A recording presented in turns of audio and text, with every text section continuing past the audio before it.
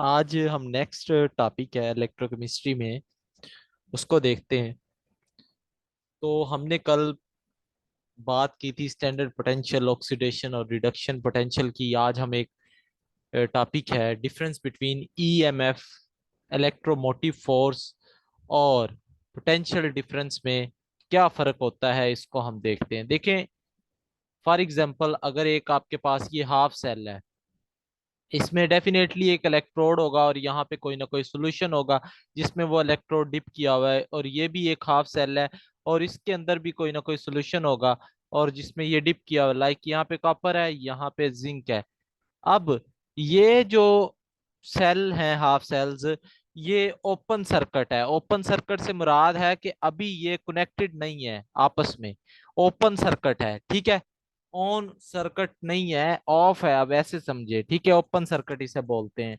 तो ईएमएफ होती है हमेशा ओपन सर्किट में मैयर, ठीक है। ईएमएफ आपको बताती है कि एट इक्विलिब्रियम जो चार्ज डिवेल्प होगा इस इलेक्ट्रोड के ऊपर, वो ईएमएफ है। सिंगल इलेक्ट्रोड के ऊपर जो चार्ज डिवेल्प होता है ना, वो आपके पास क्या है, ईएमएफ।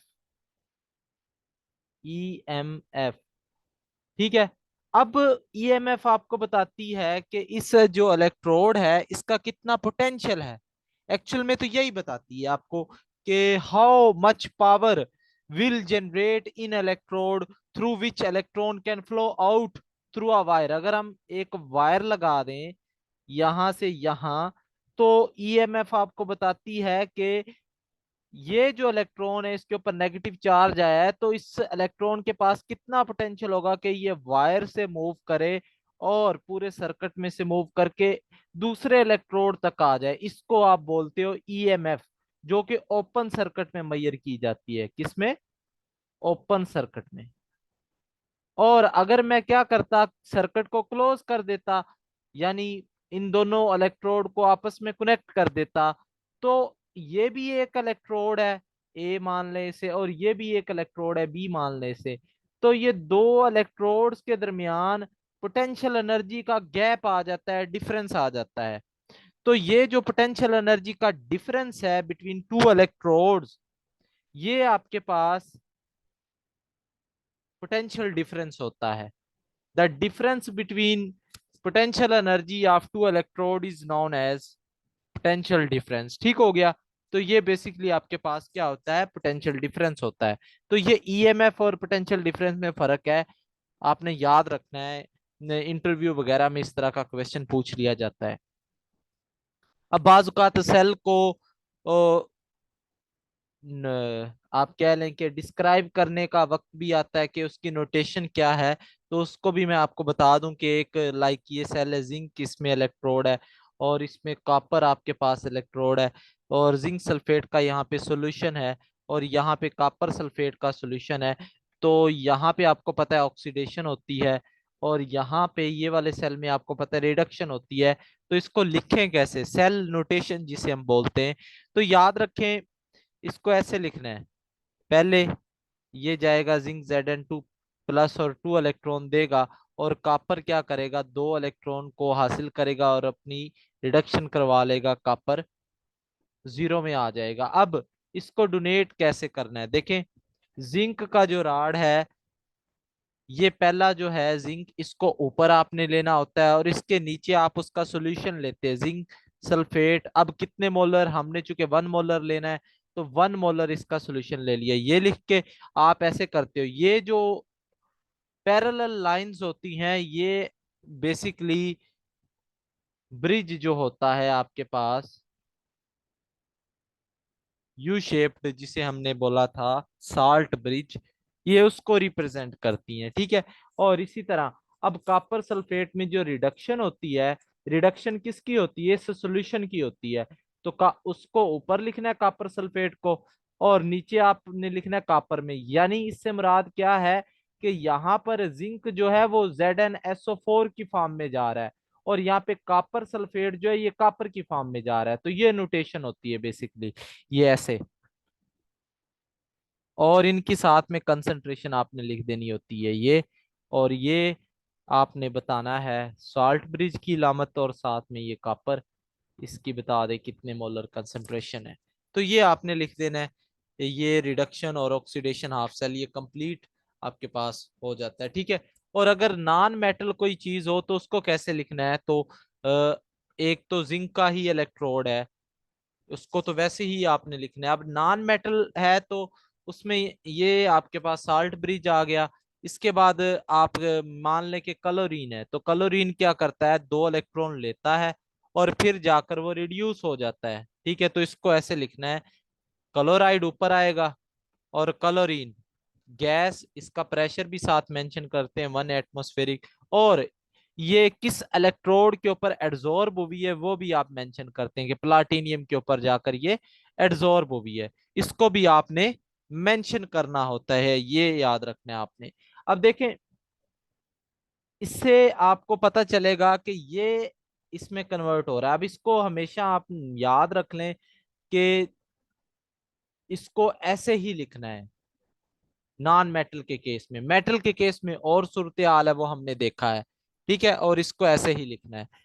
अब जनरल अगर हम बात करें मेथड का, तो ईएमएफ आपको ऐसे ही लिखनी पड़ती है। ये ई नॉट जो होता है ना, ये स्टैंडर्ड ईएमएफ होती है, यानी जो 25 डिग्री टेम्परेचर पे 1 मोलर कंसंट्रेशन पे मैयर की होती है ना ईएमएफ, वो होती है। तो ये आपके पास एम पॉजिटिव जा रहा है एम में, यानी ये आपके पास क्या हो रही है, आपको पता चल जाना चाहिए कि ये इसमें जा रहा है तो रिडक्शन हो रही है, तो ये रिडक्शन पोटेंशियल है बेसिकली। और अगर ऐसा लिखा हो कि एम नॉट कन्वर्ट हो रहा है एम पॉजिटिव में, तो इसका आपको पता चल जाएगा मेटल है चुके, तो ये ऑक्सीडेशन हो रही है इसकी, ये ऑक्सीडेशन पोटेंशियल है। ठीक है। अगर नॉन मेटल है तो उसका आपको मैंने बता दिया उल्ट कर देना है, उसका उल्ट कर देना है सिर्फ। ठीक है। अब स्टैंडर्ड सेल पोटेंशियल की अगर हम बात करें, तो वो आपके पास ऐसे होता है, E naught of the cell is equal to E of oxidation potential plus E of reduction potential. ठीक है। इन दोनों का जो सम होता है वो आपने याद रखना है। ठीक है। फॉर एग्जाम्पल, ये आपने 2 इलेक्ट्रोड लगा दिए हैं, ये एक इलेक्ट्रोड है और ये एक इलेक्ट्रोड है, यहाँ पे आपने गिलवानोमीटर लगा दिया है। अब ये जो गैल्वानोमीटर है बेसिकली ये 2 इलेक्ट्रोड के दरमियान आपको बताता है कि कितना पोटेंशियल डिफरेंस कितना है, वही आप मान लेते हो कि ईएमएफ है। ठीक है, हालांकि डिफरेंस होता है इनमें, तो ये आपको ईएमएफ को बता देता है, आपने ये याद रखना है। ठीक है। अब मैं मान लेता हूं कि यहाँ पे ऑक्सीडेशन हो रही है, और आपको पता है ऑक्सीडेशन वाले इलेक्ट्रोड के ऊपर नेगेटिव चार्ज आता है और रिडक्शन के ऊपर पॉजिटिव चार्ज आता है। अब देखें यहाँ पे ऑक्सीडेशन हो रही है, तो इसका ऑक्सीडेशन पोटेंशियल हम मान लेते हैं 3 वोल्ट है। ई ऑफ ऑक्सीडेशन इसका 3 वोल्ट है, और इसकी हम रिडक्शन मान लेते हैं ई नॉट, रिडक्शन जो है वो है जी +3 वोल्ट। अब अगर ऐसे हम मान ले रिडक्शन इसकी मान ले +3 और इसकी ऑक्सीडेशन मान ले -3, तो आप ऊपर वाले फार्मूले में जरा वैल्यू पुट करो, तो ई नॉट ऑफ द सेल यानी सेल की ईएमएफ 0 निकल कर आएगी, यानी सेल की ईएमएफ 0 निकल कर आएगी। लेकिन हालांकि ऐसा नहीं है, ऐसा नहीं है, ऐसा पॉसिबल ही नहीं है। मतलब हम एक को पॉजिटिव साइन रखते हैं दूसरे को नेगेटिव, तो ये तो पॉसिबिलिटी हो सकती है कि ऐसे इलेक्ट्रोड हो जिनकी जिनका पोटेंशियल सेम हो जाए, तो वो तो 0 कर देंगे। तो हम इस प्रॉब्लम को खत्म करने के लिए हम एक स्टैंडर्ड पोटेंशियल लेते हैं और वो ऑक्सीडेशन या रिडक्शन में से एक लेते हैं। तो आपको मैं बताता जाऊं, इलेक्ट्रोकेमिकल सीरीज में हम स्टैंडर्ड स्टैंडर्ड रिडक्शन पोटेंशियल को ही नोट करते हैं, ऑक्सीडेशन पोटेंशियल को हम नहीं नोट करते। स्टैंडर्ड रिडक्शन पोटेंशियल हम मैयर करते हैं, याद रखनी है ये बात आपने, स्टैंडर्ड रिडक्शन पोटेंशियल हम मैयर करते हैं। ठीक है। तो अब वहां पे उसका जो ऑक्सीडेशन पोटेंशियल था निकल कर आ रहा, स्टैंडर्ड ऑक्सीडेशन पोटेंशियल -3 था। तो एक बात और भी याद रख लें, ऑक्सीडेशन पोटेंशियल इक्वल होता है माइनस ऑफ रिडक्शन पोटेंशियल के, ये एक दूसरे के उलट होते हैं माइनस में, यानी कि बस। ठीक है। तो यहाँ पे इसका जो रिडक्शन पोटेंशियल होगा वो प्लस हो जाना था 3 वोल्ट। अब देखें +3 और 3 ये 6 हो जाना था, 6 वोल्ट। तो सेल की ईएमएफ पॉजिटिव आनी थी, अब 0 नहीं आई। तो हमने सिर्फ एक पोटेंशियल लेना होता है, स्टैंडर्ड रिडक्शन पोटेंशियल में कन्वर्ट कर लेना है, अगर ऑक्सीडेशन पोटेंशियल भी गिवन हो तो हमें। ठीक हो गया।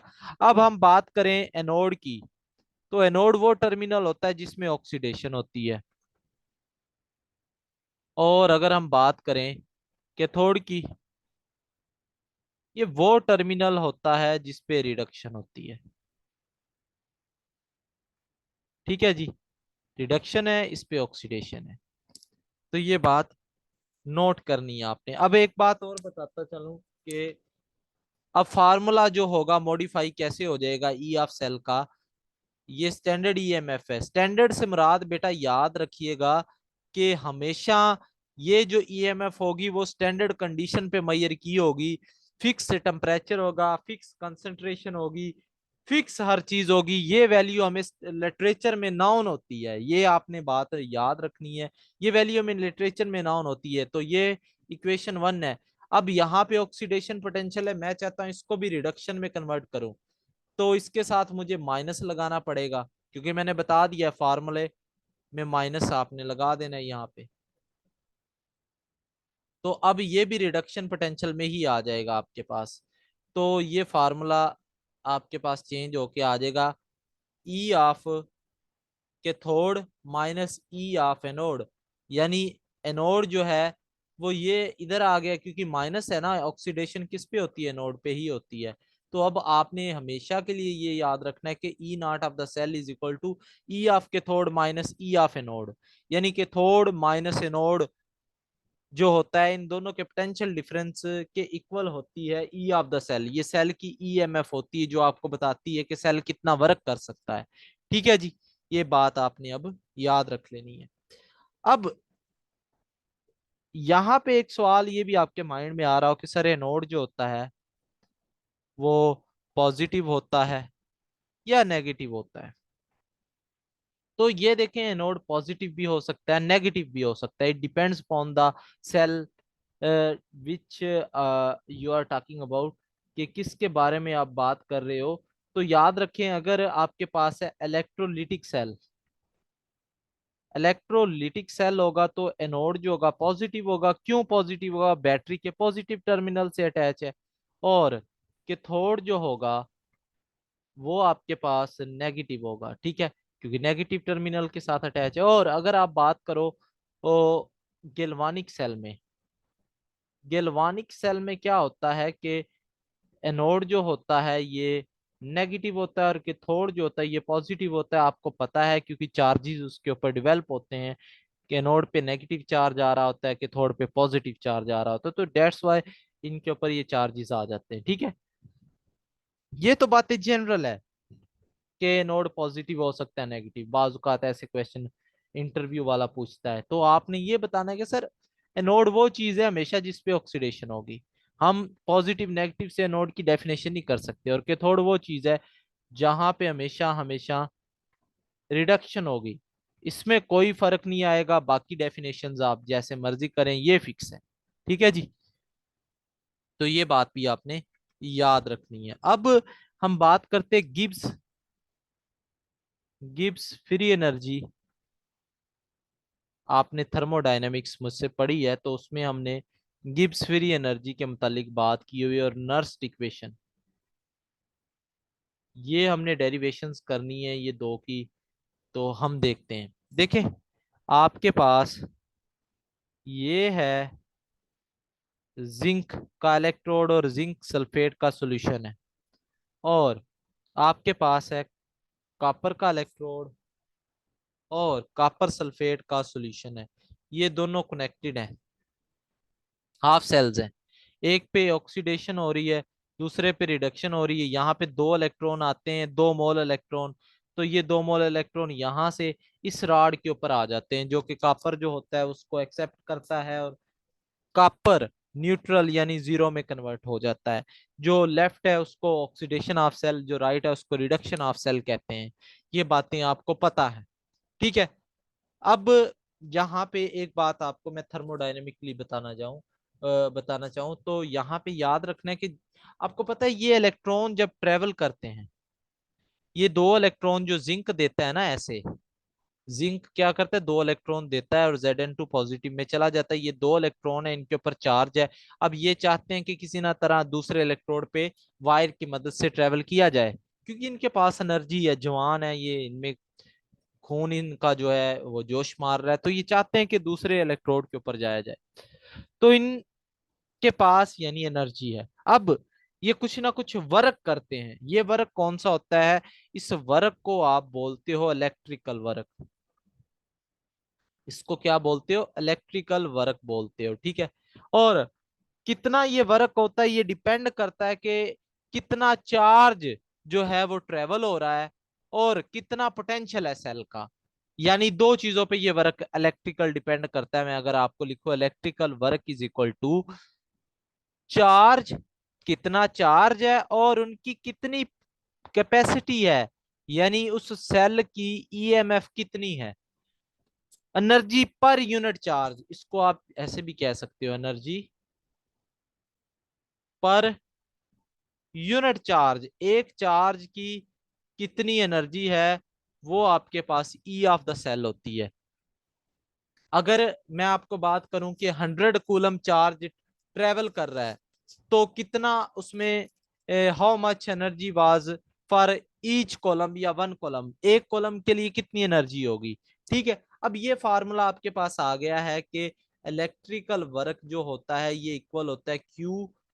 Q is the charge and E of the cell is EMF, के उसके पास, सेल के पास कितना पोटेंशियल है, वो इलेक्ट्रॉन को कितने पोटेंशियल से मूव करवा सकता है। ये बात हो गई, ठीक है। मैं अगर आपको बात करूं Zn प्लस कॉपर 2 पॉजिटिव, अब देखिए जिंक जो होता है ये +2 में चला जाता है और कॉपर जो होता है ये भी जीरो स्टेट में आ जाता है वापिस।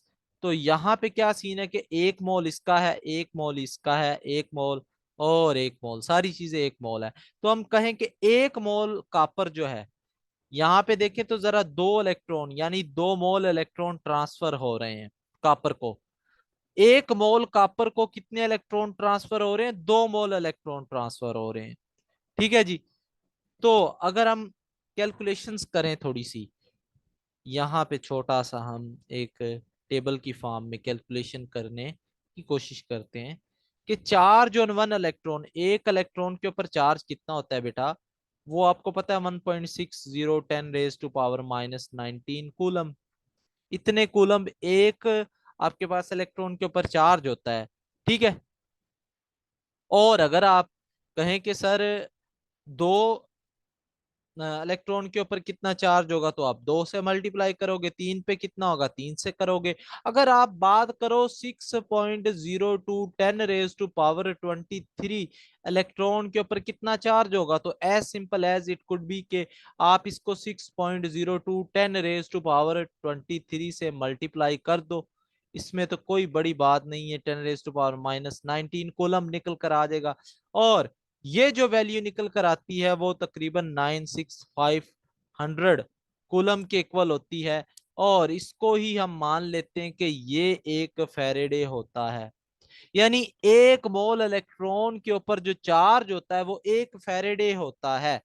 हमने बात क्या की कि एक इलेक्ट्रॉन पे कितना चार्ज है, दो पे कितना है उसको मल्टीप्लाई करो, तीन पे कितना है मल्टीप्लाई करो। अगर आपसे कहा जाए कि एवोगैड्रो नंबर पे कितना चार्ज है, उसको उससे मल्टीप्लाई करो। और एक एवोगैड्रो नंबर किसके बराबर होता है? 1 मोल के बराबर होता है। तो आपने 1 मोल लिख दिया। 2 मोल के अगर मैं आपसे कहूं कि ये तो 1 मोल के ऊपर चार्ज है ना, एक फेरेडे, 2 मोल के ऊपर कितना होगा, तो आप एक्स इसको मान लोगे। तो आप यहाँ पे लिखोगे 2 × 1 फेरेडे। 1 फेरेडे किसके इक्वल है? ये जो वैल्यू है। अगर आपसे कहूं 3 मोल पे, तो 3 × 96500 करोगे। तो क्यों ना मैं इसको ऐसे लिख लूं कि x is equal to n × f। n number है, n नंबर है, ये नंबर ऑफ मोल्स है कि 1 मोल है, 2 मोल है, 3 मोल है, कितने भी मोल है वो आपकी मर्जी, आपकी चॉइस है। n क्या है? चार्ज है या नंबर ऑफ मोल्स है, ऐसे समझ लें, ठीक है। या ओवरऑल इसको हम कह दें कि ये चार्ज है तो चार्ज ही ना। क्योंकि हमने एक इलेक्ट्रॉन के ऊपर चार्ज ये मेजर किया, तो एक मोल के ऊपर चार्ज हमने निकाल दिया, वो किसके इक्वल आ गया है, एन एफ के, where N will be one if you are talking about one mole of electrons. अगर आप एक मोल की बात कर रहे हो तो एन एक हो जाएगा। तो इस क्यू की जगह पे मैं लिख सकता हूं electrical work is equal to N into F into E of the cell. ये बात अगर किसी को समझ नहीं आई तो वो दोबारा से मुझसे पूछ सकता है।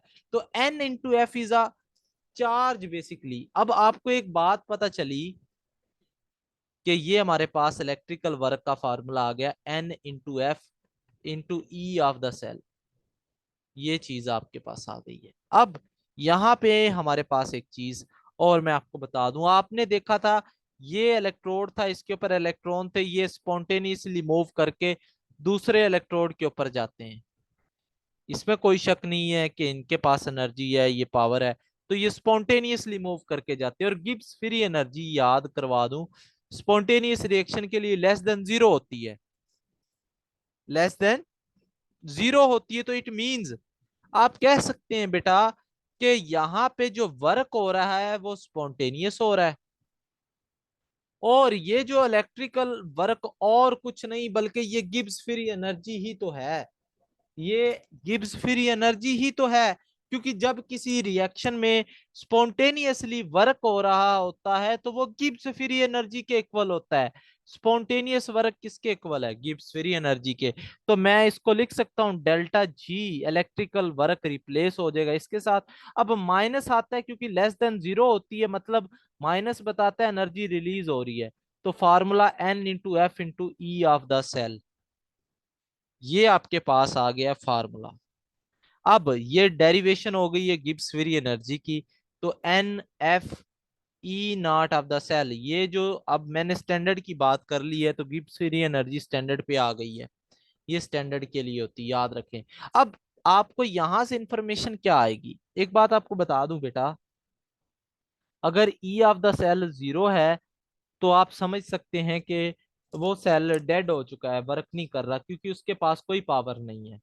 और अगर E of the cell positive है तो समझ लें कि वो सेल जो है स्पॉन्टेनियसली रिएक्शन कर रहा है। कैसे पॉजिटिव है सर, बताकर समझाएं। देखिए, आपके पास फार्मूला आ गया, delta G naught is equal to minus N F E naught of the cell. अब अगर मैं यहाँ पे E naught of the cell positive लिखूं तो minus N F into positive value, कोई भी लेट मान लेते कि वन, तो पॉजिटिव माइनस नेगेटिव क्या होता है आंसर, नेगेटिव ही होता है।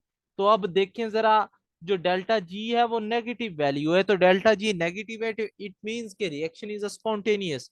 ठीक है, तो स्पॉन्टेनियस रिएक्शन अगर मैं आपको यहाँ पे साबित कर दूं कि अगर ई नॉट ऑफ द सेल जो है वो नेगेटिव हो तो सेल एग्जिस्ट नहीं करता, वो नॉन स्पॉन्टेनियस रिएक्शन होगा। तो कैसे सर, देखें, आपके पास ये चीज है minus N F E naught of the cell, तो यहाँ पे माइनस एन एफ मल्टीप्लाई करो माइनस से, तो माइनस इंटू माइनस पॉजिटिव।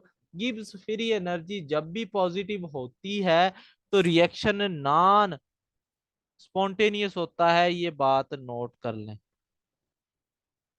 ठीक हो गया, तो ये बात आपने मद्देनजर रखनी है। अब ये तो हमने रिलेशन बता दिया कि स्पॉन्टेनिटी आप चेक कर सकते हो इस फार्मूले की मदद से कि सेल कब स्पॉन्टेनियस होगा कब नॉन स्पॉन्टेनियस होगा। ये बात, ईएमएफ की वैल्यू आपको गिवन हो तो आप सारा चट्टा इसका खोल सकते हो, आप इजीली बता सकते हो। अब हम बात करते हैं नर्स्ट इक्वेशन इक्वेशन की।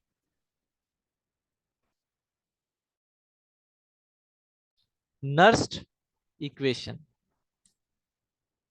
ये क्या होती है, इसके मुतालिक हम बात करते हैं। देखें, एक बात आपको बता दूं, अकॉर्डिंग टू थर्मोडायनामिक्स जो गिब्स फ्री एनर्जी होती है, गिब्स फ्री एनर्जी जो होती है उसको मैं आपको बताने जा रहा हूं कि उसका एक और फार्मूला भी होता है ये वाला, कि ये होती है at any temperature and pressure or concentration. किसी भी पॉइंट पे आप गिब्स फ्री एनर्जी जो मालूम कर रहे हो ये किसी भी पॉइंट पे है, ठीक है। और ये इक्वल होती है आपकी डेल्टा जी नॉट जो है ये स्टैंडर्ड है, यानी आपने फिक्स कर दिया टेम्परेचर, प्रेशर और बाकी जो कंसंट्रेशन वगैरह है। और ये क्यू, क्यू बेसिकली आपको पता होना चाहिए, ये रिएक्शन कोशेंट होता है। ये क्या होता है? रिएक्शन कोशेंट होता है। तो ये इसके इक्वल होती है, याद रखें। ठीक हो गया। और ये एक और बात आपको बता दूं कि डेल्टा जी फिर किसके इक्वल, जी नॉट किसके इक्वल आ जाएगा? इस डेल्टा जी की वैल्यू अभी अभी हमने निकाली है ना, डेल्टा जी नॉट की वैल्यू क्या निकाली है? Delta G naught is equal to minus N F E of the cell. ये वैल्यू आपने निकाली है, तो इसमें पुट करो जरा। तो कर दें सर इसमें पुट, एन एफ सेल की ये आ गया, और ई ऑफ द सेल ये वैल्यू इसकी आ गई है, plus R T L N Q. ये बात एक हो गई आपके पास। ठीक है, ये इधर नहीं आएगा। तो ये एक इक्वेशन आ गई है आपके पास। और इस डेल्टा जी की वैल्यू भी आपको पता है नॉन स्टैंडर्ड की, यानी अदर देन स्टैंडर्ड कंडीशन। तो ये तो सिंपल है, N F E of the cell. Just ये ऊपर जो नॉट की सिंबल है ना, ये डिफरेंस है। और आपको बता दिया मेन डिफरेंस क्या है, तो आपने यहाँ पे ये चीज नोट कर ली है, N F E naught of the cell plus R T L N Q. तो ये आ गई। अब यहाँ पे आप देखें जरा, तो अगर माइनस कॉमन ले लें आप, तो ये माइनस कॉमन लेकर देखेंगे तो आपके पास ये चीज आ जाएगी, N F E naught of the cell is equal to N F E naught of the cell minus R T L N Q. ये आ गई आपके पास। अब इसको डिवाइड कर दो दोनों तरफ एन एफ से, एन एफ से दोनों तरफ डिवाइड कर दें, तो आपके पास फार्मूला आ जाएगा, E of the cell is equal to E naught, ये से कैंसिल हो गया, E naught of the cell minus R T over n F natural log Q. ये आपके पास निकल कर आ गया जी फार्मूला। अब एक बात आपको बता दूं, नेचुरल लॉग जो होता है ये इक्वल होता है 2.303 लॉग 10 टू द पावर जो भी है आगे। ठीक है, तो हमने नेचुरल लॉग को इसमें कन्वर्ट करना है, तो ई ऑफ द सेल आपके पास आ जाएगी ई नॉट ऑफ द सेल। और ये सारी वैल्यू मैं आपको आगे कैलकुलेट करके भी बता दूंगा कि आपके पास minus 2.303 R T over n F log 10 to the power Q reaction coefficient. इस इक्वेशन को बेटा आप नर्स्ड इक्वेशन कहते हो, जो मैंने आपको डिराइव करके बता दी है। इस इक्वेशन को नर्स्ड इक्वेशन कहते हो। इससे आप क्या बहुत सी चीजें इंफॉर्मेशन आपसे निकाल सकते हो। इससे आप सेल की ईएमएफ निकाल सकते हो, यानी ये फिक्स होती है, ये आपको पता होती है। आप किसी भी टेम्परेचर पे, आप पहले तो ये फार्मूला यूज करते रहे हो ना बेटा। मैं आपको बताता हूँ क्यों आई नर्स्ड इक्वेशन। आप पहले ये फार्मूले से दो चार हो रहे थे कि ई of cathode minus E of anode. अब ये तो फार्मूला तब लगता है जब 25 डिग्री टेम्परेचर हो, 1 मोलर कंसंट्रेशन हो, 1 atm प्रेशर हो। लेकिन अगर मैं आपसे कहूं कि 50 डिग्री टेम्परेचर हो गया है, 2 मोलर कंसंट्रेशन हो गई है, 2 एटमोस्फेरिक प्रेशर हो गया है, तो मुझे जरा ई ऑफ द सेल बता दें। तो आप फिर क्या करोगे? आपके पास तो कोई फार्मूला ही नहीं है। ऐसा अगर कभी आपकी लाइफ में वाकया हो तो क्या करेंगे? तो फिर आपके पास कोई ना कोई इक्वेशन चाहिए थी। तो वो नर्स्ट ने हमारा ये जो प्रॉब्लम है, हमारा जो मसला है, वो हल कर दिया और हमें बता दिया कि ई ऑफ द सेल इस फार्मूले के जरिए से आप निकाल सकते हो, यानी नॉन स्टैंडर्ड कंडीशन पर भी आप सेल की ईएमएफ निकाल सकते हैं।